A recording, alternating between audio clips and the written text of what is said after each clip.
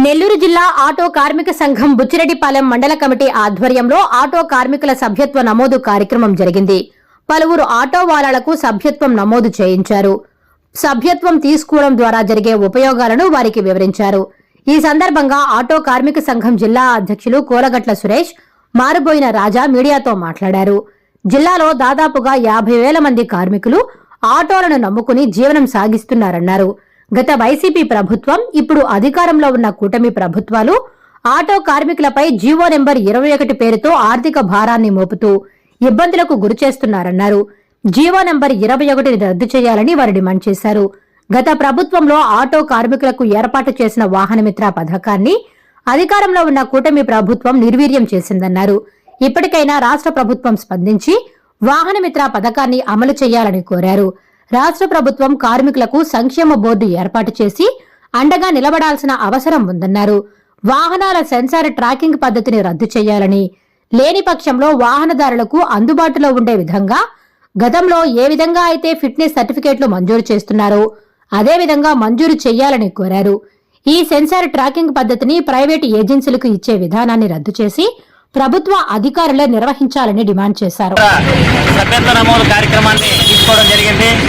అయితే ఈ జిల్లాలో ఉన్నటువంటి 45,000 మంది ఆటో కార్మికులకు సంబంధించినటువంటి సంక్షేమ బోర్డు, అదేవిధంగా రాష్ట్రంలో ఉన్నటువంటి ఆటో కార్మికులకి అందరికి కూడా సంక్షేమ బోర్డు ఏర్పాటు చేయాలనే ఒక పెద్ద నినాదంతో ఈరోజు ఈ సభ్యత్వ నమోదు కార్యక్రమం తీసుకోవడం జరిగింది.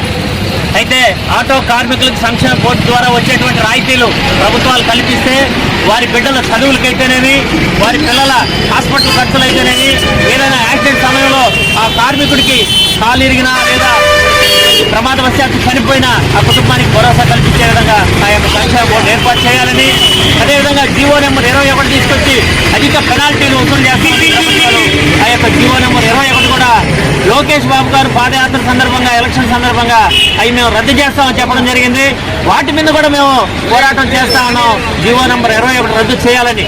అదేవిధంగా పాదయాత్ర సందర్భంగా మన లోకేష్ బాబు గారు ఆటో కార్మికులను కలిసి మేము అధికారంలోకి వస్తే ఆటో కార్మికులకు 15,000 రూపాయలు ఇస్తామని చెప్పి వాగ్దానం చేయడం జరిగింది.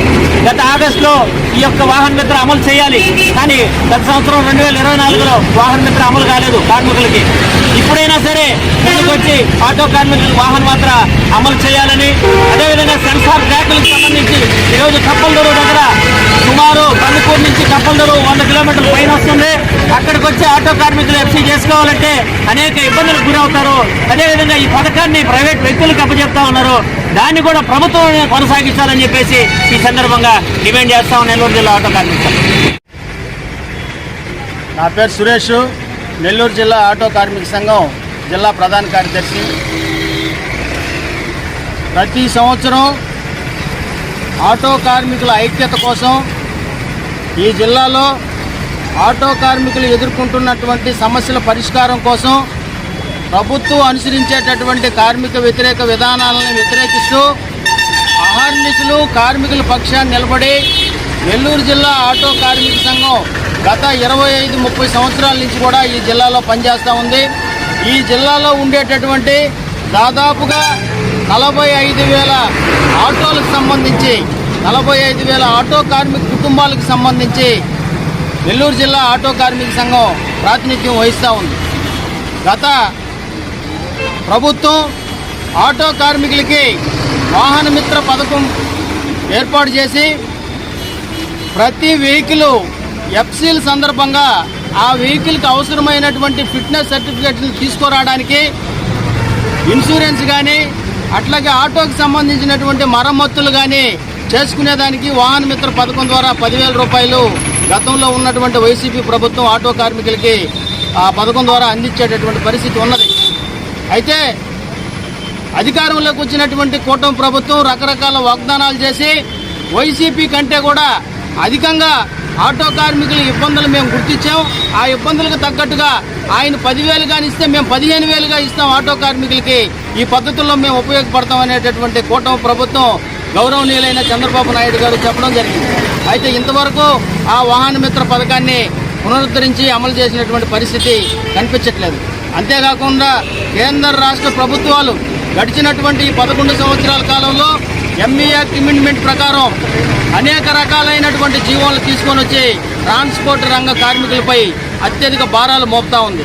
అందులో భాగంగా జీవో నెంబర్ 21 ప్రకారం ఆర్టీఓ కార్యాలయం నుంచి వాహనదారులు పొందేటటువంటి ప్రతి సేవకు సంబంధించి ఒక్కో సేవకి ఇంతింత అనేటటువంటి పద్ధతుల్లో ప్రతి సేవకి అత్యధిక చలానాలు వసూలు చేసేటటువంటి పరిస్థితి ఈరోజు మనం చూస్తూ ఉన్నాం.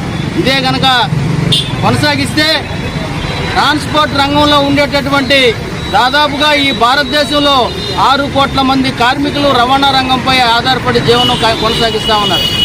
ఈ యొక్క ఆర్థిక భారాలు, టోల్గేట్ ఫీజులు, అట్లాగే రోజు రోజుకి పెరుగుతున్నటువంటి చలానాలు, అట్లాగే ఆర్టీఏ అధికారుల యొక్క జరిమానాలు, ఫైన్లు ఇవన్నీ కూడా ఎప్పటికప్పుడు పెరుగుతూ ఉండేటటువంటి పరిస్థితి. గత 30 సంవత్సరాల నుంచి ట్రాన్స్పోర్ట్ రంగంగా ఆటో కార్మిక సంఘంగా ఈ జిల్లాలో ఉండేటటువంటి, ఈ రాష్ట్రంలో ఉండేటటువంటి ఆటో కార్మికులకి ఒక సంక్షేమ బోర్డు ఏర్పాటు చేసి ఈ సంక్షేమ బోర్డు ద్వారా ఏదైనా ప్రమాదం జరిగి మరణించిన కుటుంబానికి ఆర్థిక సహాయం చేయాలా, సంక్షేమ బోర్డులో నమోదైనటువంటి ప్రతి ఆటో కార్మికుడి యొక్క కుటుంబానికి వాళ్ళ బిడ్డల చదువులకు సంబంధించి, అట్లాగే అతను పనిలో జరిగినటువంటి ఇబ్బందులకు సంబంధించి నష్టపరిహారం కలిగించే విధంగా ఒక సంక్షేమ బోర్డును ఏర్పాటు చేయాలని చెప్పి నెల్లూరు జిల్లా ఆటో కార్మిక సంఘం డిమాండ్ చేస్తాం.